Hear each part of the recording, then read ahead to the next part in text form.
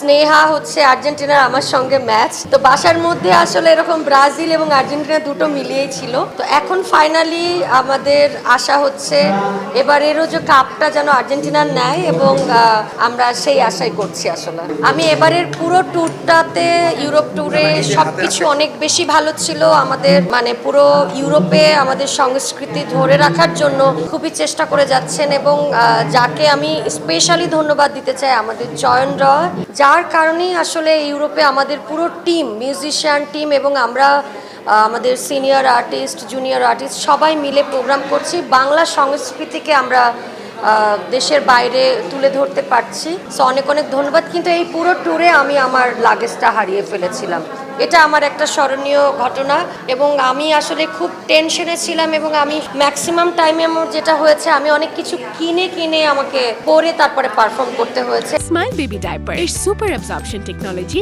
এখন দেয় 30% বেশি শোষণ ক্ষমতা।